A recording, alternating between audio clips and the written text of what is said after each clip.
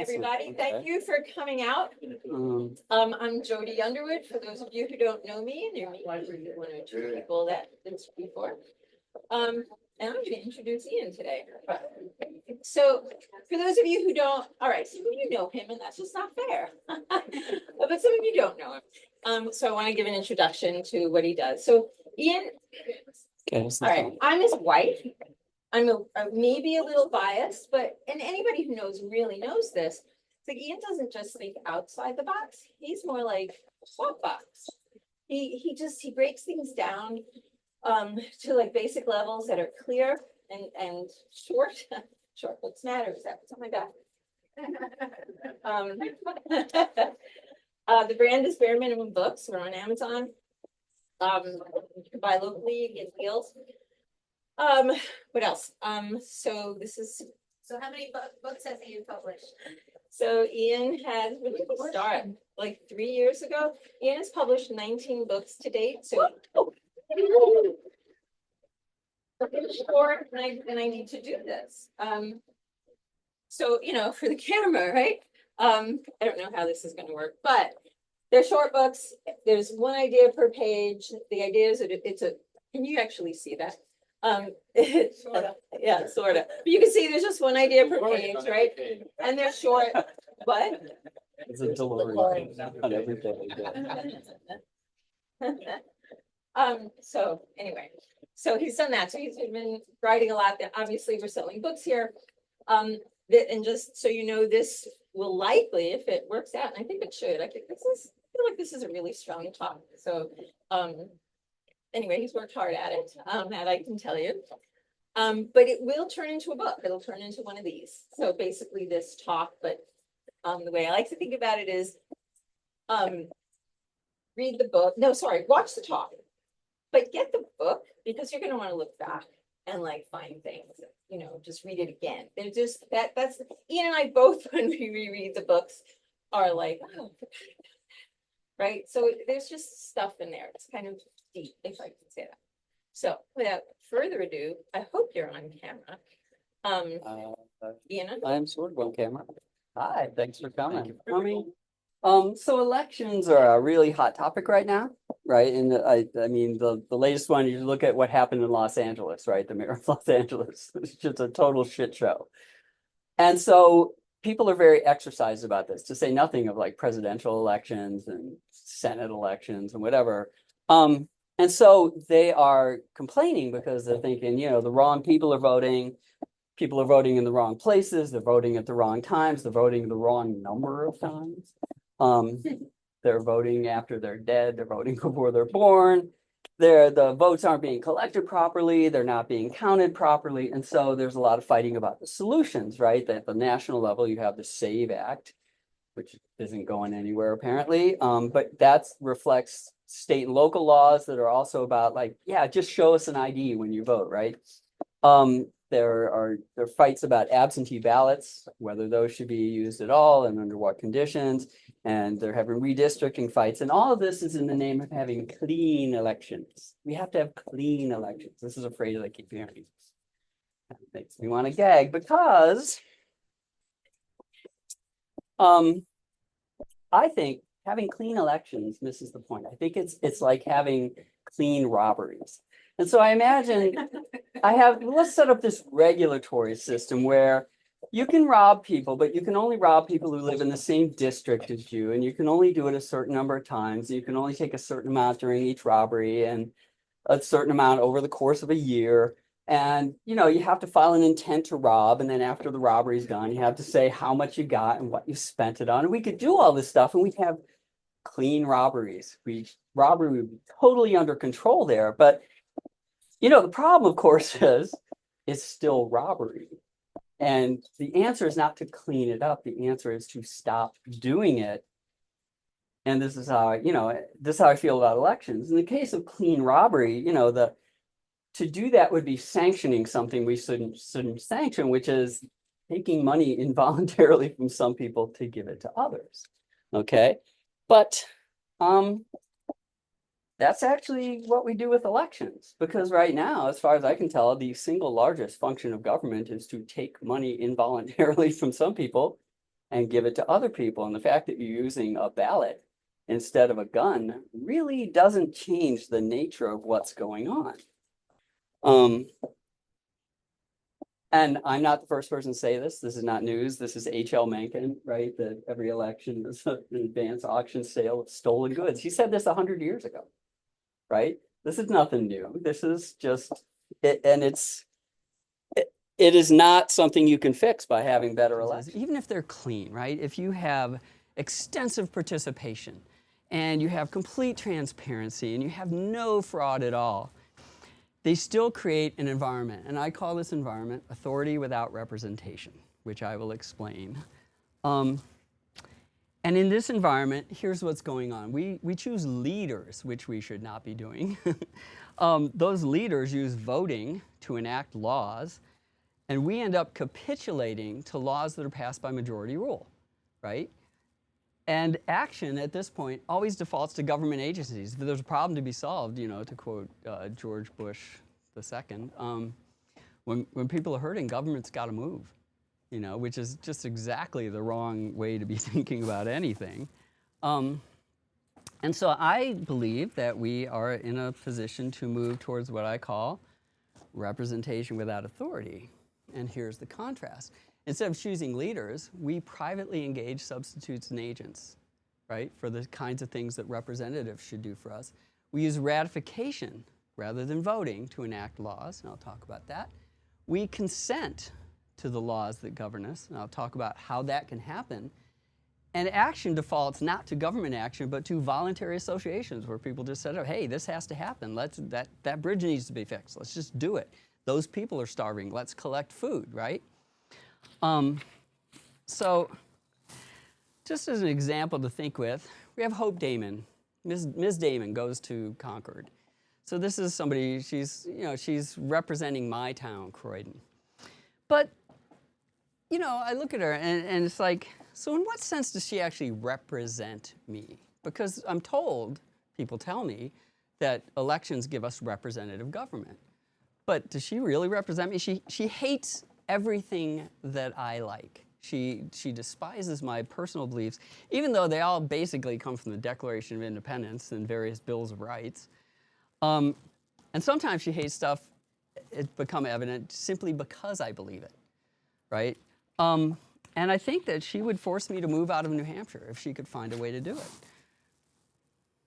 So, in one sense, she represents me the way an extermination company represents mice and rats, right?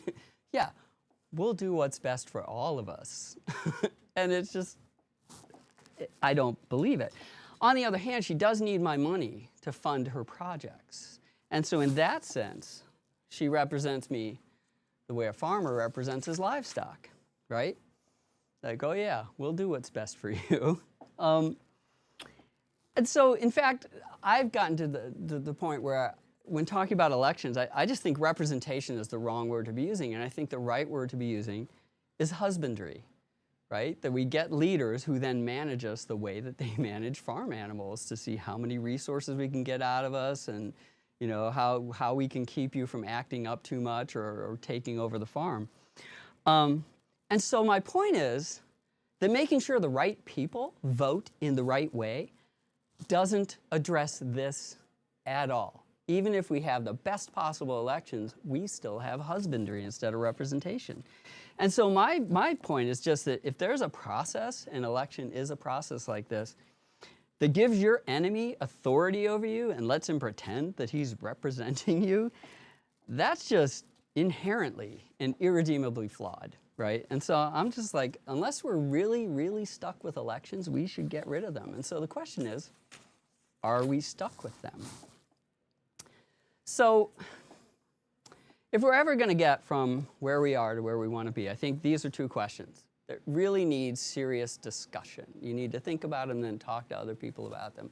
The first one is, since elections confer authority that isn't based on representation, why should anybody respect them, the results, right? That authority that's given. Why should I respect the authority that's given to Hope Damon? Because she's not representing me at all.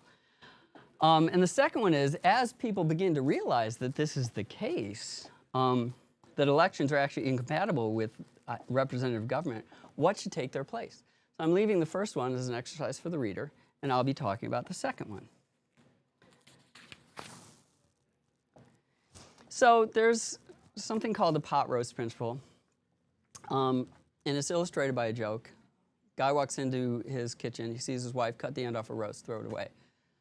And he's like, honey, why'd you throw the end of the roast away? And she's like, well, that's just how you cook a roast. That's how my mom always did it. So they call up her mom and say, Mom, why'd you always cut the end off the roast? She's like, that's just how you cook a roast. That's how my mom always did it. And they call up Grandma and say, Grandma, why'd you cut the end off the roast? And she's like, well, my roaster was too small. Okay? And so the pot roast principle is just the idea that you should every once in a while go look at what you're doing, which you think was the solution to a problem, and see if the constraints that led to that solution are still in effect, because often they're not. And so, so what are the constraints that led to elections? Well, the constraints were, briefly communication and expertise. So if you are going to send, you're 1790 and you're going to send somebody to create some laws, you can't communicate at a distance. Travel is incredibly expensive and difficult and slow. And so you have to have somebody that you can trust who has some expertise about the kinds of things that will be discussed that you can send in your place, right? Because you really have no other choice. Do those constraints still exist? They do not.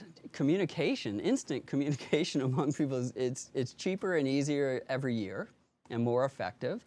And one of the lessons of COVID, of course, is that experts have demonstrated through both incompetence and corruption that they can't be trusted.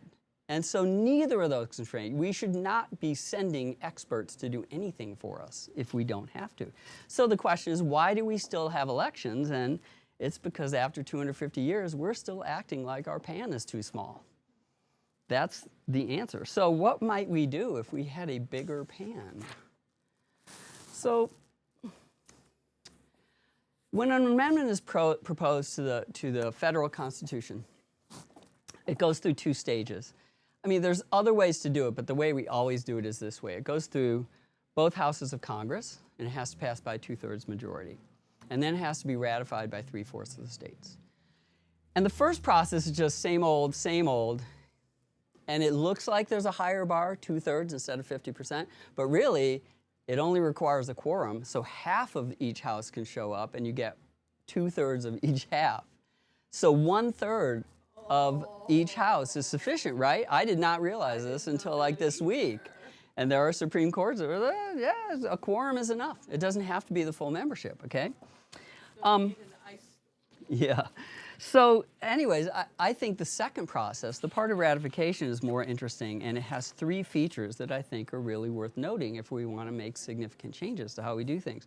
So the first feature is there's no time limit inherent in ratification, right? Sometimes an amendment, and many amendments have been posed this way, where it'll say this has to pass within 7 years or 9 years or 15 years or whatever, or it's just dead. But it doesn't have to be. And in fact, as an example, the 27th Amendment took 200 years, more than 200 years to pass. It was just sitting around, and then finally this had something to do with, I think, Hillary Clinton she wanted to be Secretary of State, and so she couldn't have voted herself a raise, so they had to basically, a few states went ahead and ratified this. And the 26th Amendment only took 100 days, so it can be quick, it can be slow, but there's no particular time limit. And so that is completely unlike voting in legislatures where you have a Speaker of a House or the President of the Senate who can schedule things if you're trying to rush something through or you just never want something to go through. It's totally under the control of a few people.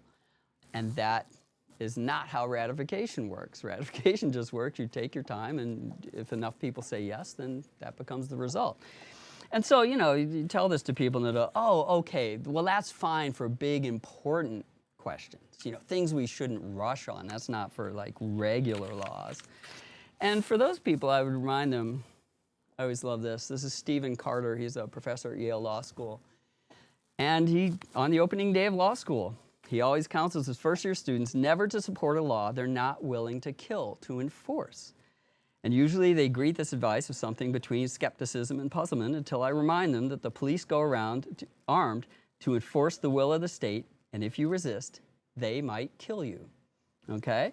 So where laws are concerned, there are no small, unimportant questions. There is nothing that should be rushed through.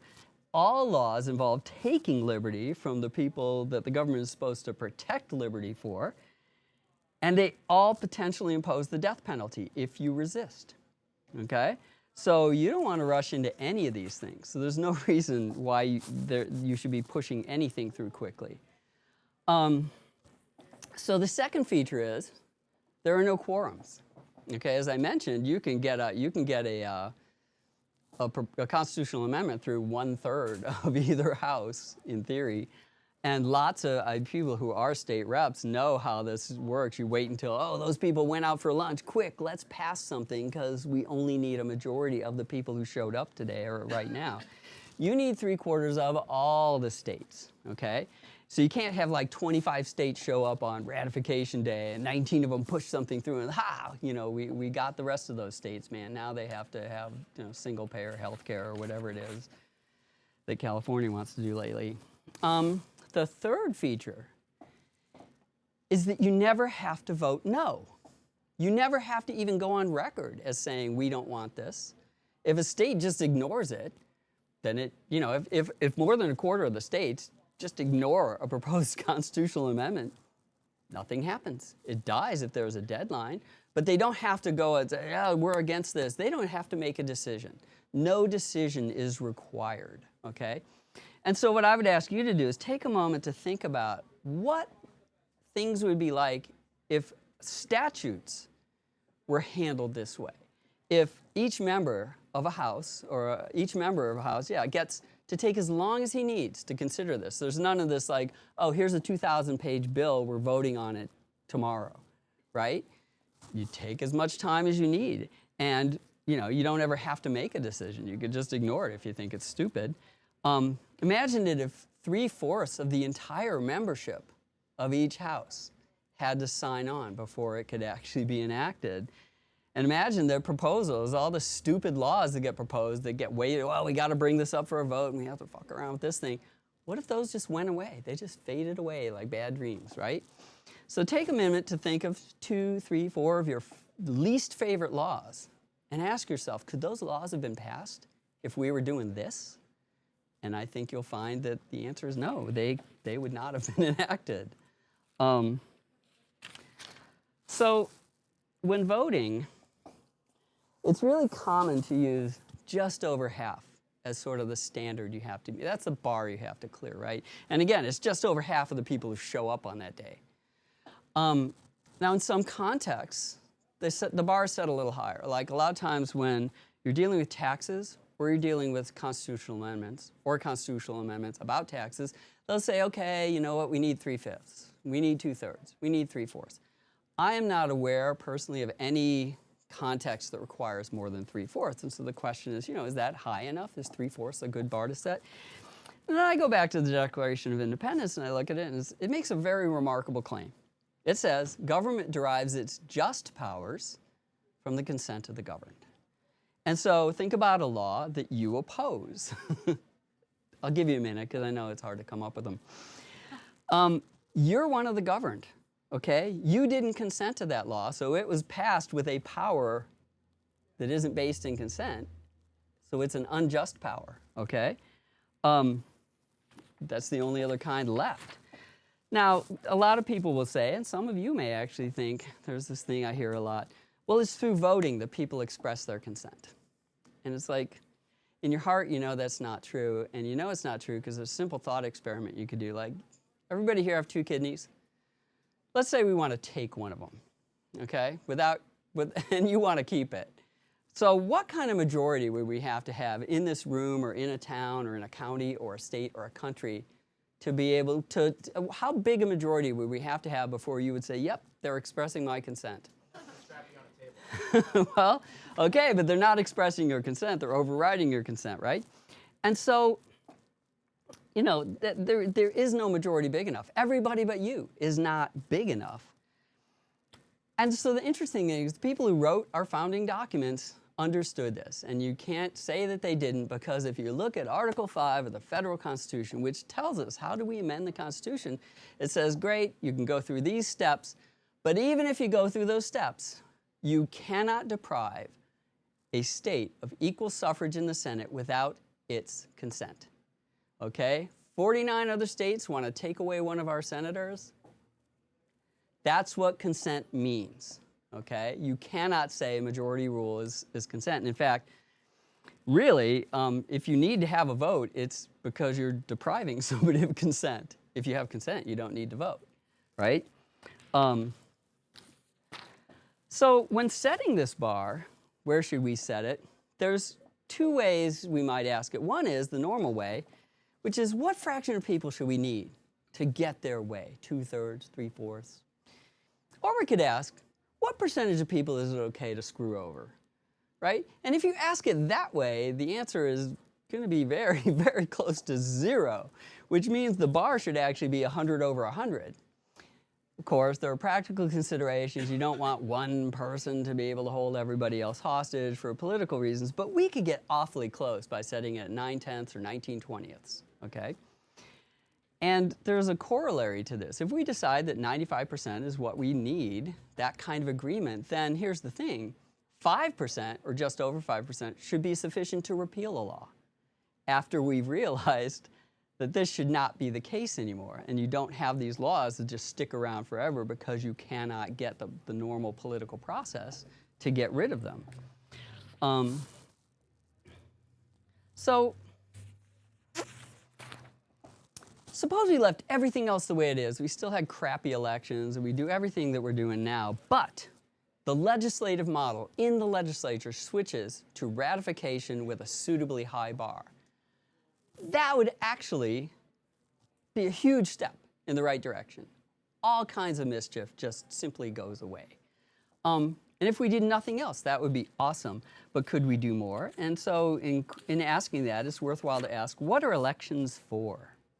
Okay? And so this guy, the Marquis de Custine, was asked what the Russian form of government was. And he said, it's absolute monarchy tempered by assassination. Okay? And so that really struck me when I saw that, because I thought, wow, properly understood, elections are really just an alternative, a nonviolent alternative to assassination, okay? So the purpose of elections is not to get the right people into office, because there are no right people. Nobody should be in office. There are people who are a little bit wrong for that, and there are people who are a lot wrong for that. And the power of our government should be, you know, whatever we want to call it, democracy, representative, blah, blah, blah, tempered by elections. So the point is to be able to, when you've identified somebody who should not be there, you want to get them out. That's what an election for, not to put somebody in, not to pick somebody, but to get somebody, yank them off the stage. That's what they're for. And, you know, you think about this, every time a president changes, right? This president replaces that one. You hear all the journalists and pundits and say, oh, it's so wonderful, the peaceful transfer of power. But the key is it's the transfer, not the assumption. It's not the guy coming in that's important. It's the guy going out, who's walking out rather than being carried out in a casket. That's the important feature. And when you think of elections in this way, it raises a really interesting question. When should they happen? Should they happen every few years? You know, if you have a governor who suddenly claims, oh, I have dictatorial powers over you because there's an emergency, or you have a a president who's just bombed one country too many, or you have a senator who's clearly taking the interests of other states into, that's his concern rather than your state, should you have to wait until his term is up to get rid of him? You shouldn't. And so I have this analogy that I think of a lot. I imagine the cops busting into a room, and there's a guy raping somebody, and they're like, stop that. And he's like, nope, I still have an hour left, right? And you're like, well, that's insane. He's doing damage. You should make him stop. But this is actually the current model we have for replacing representatives, except we use a calendar instead of a watch. Okay, so this guy's damaging us, and we just have to wait months, possibly years, before we can rectify that situation. There's another question we can ask, which is, if we're going to have elections, do they all have to happen at once? Do we really have to have an election day? And so again, I would say, think about the pot roast principle, right? So representatives used to, it's difficult to travel, it's impossible to communicate, and now those things are easy. You jump on a plane, 4 hours later you're here, you can pick up the phone, call anybody, send text messages, do whatever. So if they can communicate and travel easily and quickly and cheaply, why can't we just replace them easily and quickly and cheaply, right? And there are at least 2 other ways that we could replace bad representatives, both of which have been tested over time, neither of which involves electing anybody. So the first one is sortition, which is just random selection. It's what we do for juries, okay? And we do it for a very important reason. That's been corrupted by voir dire, which is French for jury tampering, but the important idea is a jury that's randomly selected actually represents a cross-section of the community. And so if you want fair representation, you can't do better than randomness. So William F. Buckley famously said that he would rather be governed by the first 2,000 people out of the Boston phone book than by the 2,000 people on the faculty of Harvard, right? Because the people in the phone book represent all kinds of views, and the people at Harvard are all sort of marching in lockstep. And so it's hard to imagine, actually, a method. If the idea is I have to replace somebody who's clearly bad with somebody who might be less bad, it's hard to imagine a method that would be easier, cheaper, less susceptible to corruption, right? And fairer than just sortition. You're out, we pick somebody else, okay? So the second method that we never really think about is proxies. Okay, so this is what we do with corporations. And again, we do it for a very good reason. If I own shares in a company, I don't know how that company should be run. I'm not the right guy to ask. So they don't assign me a representative. I find somebody and I say, you can vote my shares. I trust you. I think you know what you're doing. And so then they vote as if they're me. Again, the idea is I can take that proxy back in 5 minutes. I can just say, you know what, you no longer, no, you did something terrible. I'm going to give my proxy to somebody else. And this is a special case of the thing we do generally everywhere else in our lives, right? I need a will. I'm not going to write a will. I'll hire a lawyer, right? I need to have my roof fixed. I'm not going to do it. I'll hire a roofer. I will get, a real estate agent to sell my house. I will get financial planners to help me figure out how to invest money because I don't know shit about this. I get mechanics to fix my car. I get bodyguards because I don't want to be troubled with carrying a gun or paying attention to stuff. So these are just, whenever we can't or just don't want to do something ourselves, we farm it out. But we choose those people. They're not chosen for us, okay? And those people are literally our substitutes and agents. Now, what's interesting, there's a beautiful part of the New Hampshire Constitution that says the officials of government are our substitutes and agents. And here's the thing that we forget when we think of them as leaders rather than as substitutes and agents, and that is your substitute or agent cannot do anything that you couldn't do as an individual, okay? So if you couldn't hire somebody to go do something, like could I hire somebody to go to my neighbor and say, give me $5,000 to spend on your kid? I can't. Right? Can I go to his house and tell him what he can eat or drink or smoke or inject in the privacy of his home? I can't. My substitute or agent can't do it either, right? If I can't hire somebody to do something, my substitute or agent, I can't elect somebody to do it for me either. And that has been lost in this sort of movement from substitutes and agents to thinking of people as leaders. We're going to elect these guys and they'll tell us what to do. So there are obviously a lot of details that would have to map out. You'd have to discuss about how to map proxies onto seats. Should you just, if somebody gets enough proxies, do they automatically get a seat and the number of seats isn't fixed? And when they get there, do all seats have the same voting power or do they vote the number of proxies they have? Whatever. Those are all details. But what they all have in common is however you would do that, basically, the key is you can withdraw them and assign them very quickly, right? and especially the withdrawal part is important. If somebody is fucking up on Monday morning, he can be gone by Monday afternoon, right? And you know, they don't. You get to choose them. They don't get the party leadership doesn't come to you and say, "Here are your choices. Pick one of these." Right? It's like, no, I'll pick the guy that I want. So here's an even better question to ask, right? Do elections have to happen at all? Okay. And another way to ask that is, couldn't we just represent ourselves, right?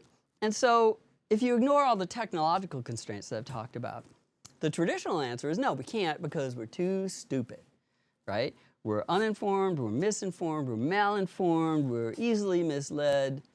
And so yeah, we can't make decisions about important matters, you know, and then immediately you're like, oh, but we're smart enough to vote, right? You know, as Holly Golightly would say, the mind reels. That somebody could have both of those positions. So if we could use proxies to select representatives and pick people who to say, you know, tell me how I should vote on this, or you're going to vote the way that I would vote. It's a really short step to just saying we can ratify things.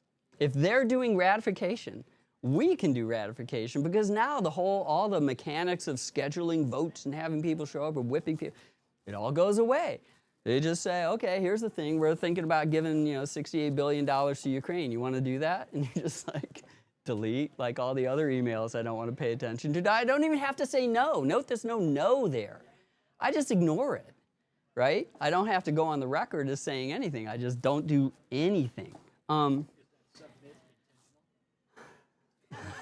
Yes, yes, yes, it is. That's exactly the word for it.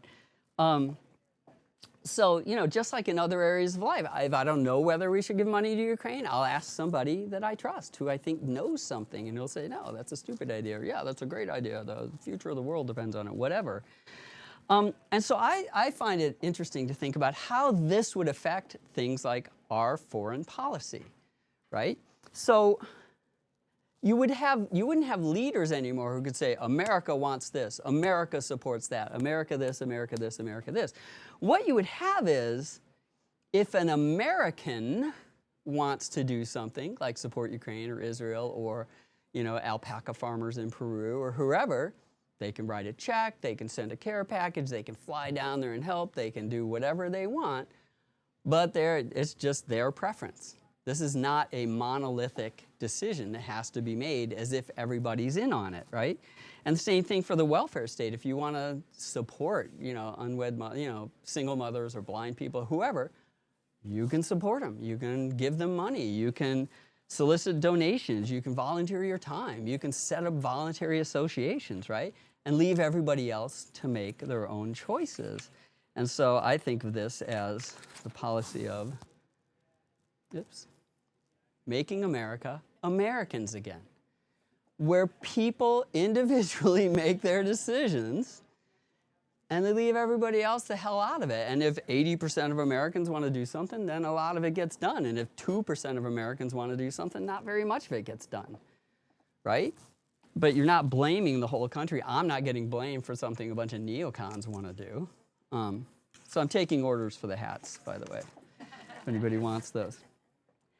So when you boil it all down, the fundamental problem really behind elections and voting and all these mechanisms that you have is majority rule, okay? Because the flip side of majority rule is denial of consent. Like I said, the only reason you have to vote is because you don't want somebody else to be able to exercise consent and say, no, I'm not doing that. It's like, well, you're doing it tough. There's more of us than there are of you, and you're going to submit to us, okay? So instead of negotiating a solution that works for everybody, you just, you know, or doing nothing at all, which is really often the best thing to do. If you can't decide, if you can't figure out what you should be doing, maybe you should do nothing rather than doing the wrong thing. Majority rule imposes a solution that works for some people. Uh-oh, what happened? The projector, something happened? But you know what that slide looks like. So majority rule imposes things that work for some people, usually at the expense of everybody else, okay? And so the way I put it is majority rule is not about compromise. It's about capitulation. That's the better word to be using to describe what's happening. So after traveling around America, Alexis de Tocqueville, in his book American Democracy, or Democracy in America, he went around America and he noticed a lot of things. And one of the things that he came back and said was, the genius of America is that Americans are really quick to form voluntary associations. If something has to happen, you don't try to get the right people elected so that 3 years from now something happened. You got to fix something, you go fix it. People need help, you go help them. You got to build something, you got to unbuild something, whatever it is, you get people together, you go do it. And you can make a really strong argument, I think, for that is what made America great. When you saw the growth of America as a power, as a country, and all the things we were doing, that's why. Because we didn't wait around to try to use or abuse a political process to get things done. We just went and did it, right? So, Full yeah, screen. okay. What's the? This is, I mean, It's weird, no. okay. It's illegal now to just go do stuff. Yeah, right? I mean, but that should be the default. Go do stuff, right? I don't know, we're not seeing it now. So the next slide, remember the elections that were being cleaned off? Now it's a picture of the word governance, and people are cleaning them off, right? So here's the thing. If you are in a world where you and your buddies, your gang, can't use majority rule as a club to make other people do your bidding or pay for your plans, There we go. you have to do it yourself, right? You can't just say, well, I'm going to get you to pay for this. Like, if I want to see it happen, I make it happen, right? And if doing that, if imposing your will just requires some slight majority of a momentary quorum, then why the hell wouldn't you try? Just start throwing mud at the wall and see what sticks, because maybe people aren't paying attention. Maybe people go out to lunch and you pass something, maybe they fall asleep, maybe you get lucky. You might as well try everything. And this is why, like, you go down to the State House, they're like, oh, we have 1,200 bills to consider this year. It's like, really? Are there 1,200 things that we haven't figured out since, 1780? Really, 1,000 things? Because why not? That is the attitude. On the other hand, suppose that nothing is going to get passed without 95% of the membership of the legislature or 95% ratification of the people directly. There's almost no point in submitting legislation. And if it's done by, like I said, by ratification, where people just ignore it, they don't even have to pay attention to you. They could just be like, whatever, yeah, you just entertain yourself over there and we'll get on with our lives. The chances of being, any coercive legislation are effectively zero, right? And while corruption is always possible in theory, it would be very, very difficult under this situation, because now instead of, buying a handful of representatives, you have to buy everybody. And as I think somebody did a calculation the other day, it was like, if you took all of Elon Musk's money and he tried to buy everybody would get $130. It's just not gonna work. So, anyways, the point is the scheme I'm talking about is not just cleaning up elections, it's cleaning up governance, which is the much bigger, more important problem. So what might that look like? Because everybody wants solutions. So here's an interesting fact. So these are a bunch of countries in Europe, and here's the Democratic Party in America, registered Democrats. There are more registered Democrats in America than there are people in many European countries, okay? So what does that mean? Well, what it means is if friggin' Denmark can have single-payer health, so could the Democrat Party. They could just do it and just leave everybody else out of it. Stop trying to drag other people along, right? So they could have this by next year. And so this isn't something that would have been feasible a generation ago even. When I was a kid, you couldn't do it. There's too much paperwork, there's too much. But now, moving money around is easy. You just get it out of your account, you give it to that guy, whatever. So this could all be done. And they don't have to share, that you don't have to live together, you don't have to be near each other, you don't have to share anything except a vision that healthcare is a human right and it should be free to people who share our vision, okay? And so to participate, simplicity itself. 1, you register as a Democrat. 2, you provide the Democratic Party with your tax returns and all your financial statements so they know exactly what you own and how much income you have.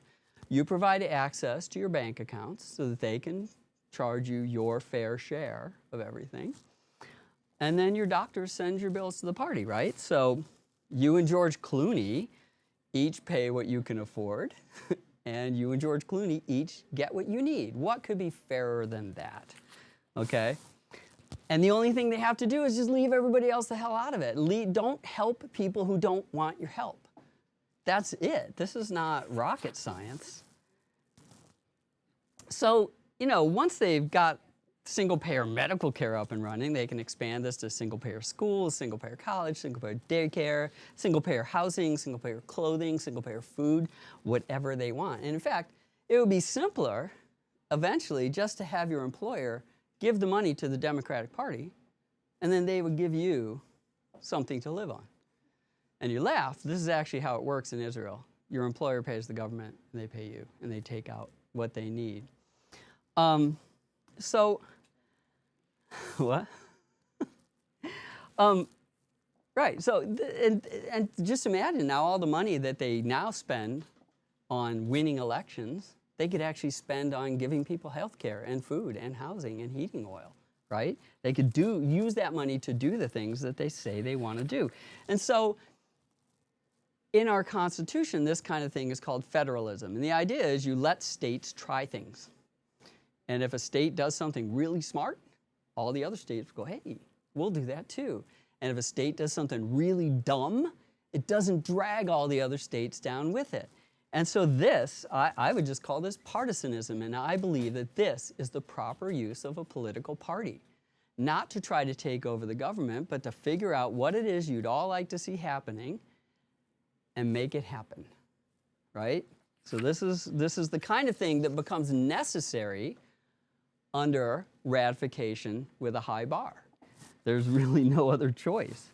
So, I'd just like to point out, these are not new ideas. This is not, stuff I'm just making up. So the idea of government by consent, that's in the Declaration of Independence, 1776, right? The idea that government officials are substitutes and agents is in the New Hampshire Constitution, 1784, right? The process of ratification has been around since 1789. And the whole idea of voluntary associations, that was Tocqueville, that was normal in 1830. So this is not new. These are things that we have learned. This is what we did before we learned to use majority rule to change governance into husbandry. And what we've learned, we can unlearn, is my belief or my hope. Speaking of which,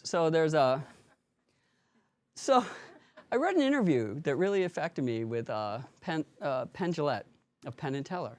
And what he said what he had learned in his career in business was that you cannot use a contract to make somebody do what they don't want to do. It just doesn't work. You try to force somebody, they'll find ways around it, they'll fight you in court, they'll tie you up. It just doesn't work. You're setting yourself up for failure. And in this view of things, a contract is descriptive. This is what we agreed to do. In case we forgot, we go back and look. And not prescriptive, like you're going to do this whether you like it or not. And it occurs to me that this is our basic problem with law, is instead of having it be descriptive, this is what we've all agreed to do, these are laws I want to follow. We have made it prescriptive. This group is going to make that group do this because they can get away with it. And so, it undermines the idea of what law should be and what law could be. And so this idea, way to summarize what I've been calling representation without authority, is just this idea that you write down what everybody wants to do anyways in case somebody forgets it. What did we mean by this when we said fraud? What did we mean? Right? Oh, yeah, that. Okay, fine. Sorry.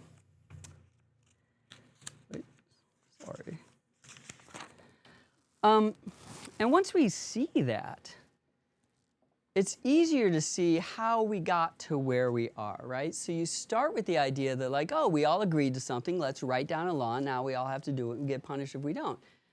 And then you start writing down things using that form but for a completely different purpose, right? And so it's sort of like realizing, oh, a hammer is really good for driving nails. Huh, this would be really good for crushing skulls. Maybe I'll use it for that too, okay? So you've taken the form of law and you've applied it to a completely the wrong purpose of law. And this is authority without representation. That's where we are now, right? And what I'm saying today is there are no technological constraints standing between us, this, and what we would like. This is completely a matter of choice. We don't have to invent new technology. We don't have to discover new sources of energy. We could do this if we decide it's worth doing, right? Our roasting pan is as big as we need it to be, okay? So there's an old saying, which is a good saying, if it ain't broke, don't fix it, right? There's a lot of truth, there's a lot of wisdom to that. And having elections at the time was a big improvement over having kings, right? And it had to be created in the context of a bunch of technological limits that existed. But they're clearly broken. And the question that I'm asking today is, yeah, they're broken, but are they even worth fixing? And I think the answer is no. There's another old saying that I like, which is, you can't get to the moon by climbing successively higher trees, okay? If we are happy with authority without representation, if that's what we think is a good idea, then you know what? Let's just tweak elections and let's fight over details and we'll just keep doing that and we'll climb slightly higher trees and never really get to where we want to go. But if we would rather have representation without authority, then we need to look at the technology we have and the things we know how to do and the things that are easy and use that to get what we want instead of just getting what we know how to get, okay? And so my contention is if we were starting from scratch, knowing what we know now and doing what we can do now, there's just no way that we would come up with an approach to governance that is as technologically, politically, and philosophically backwards as what we have now, right? And this is where, this is where the title comes from. So changing elections and voting and majority rule, or clinging to those things, is like, okay, everybody has horses. Oh, we've invented cars. Great, you can use a car, but you got to put a horse in it. And then somebody invents teleportation. It's like, okay, you can teleport, but you can only teleport if you're in a car that has a horse in it, right? This is elections.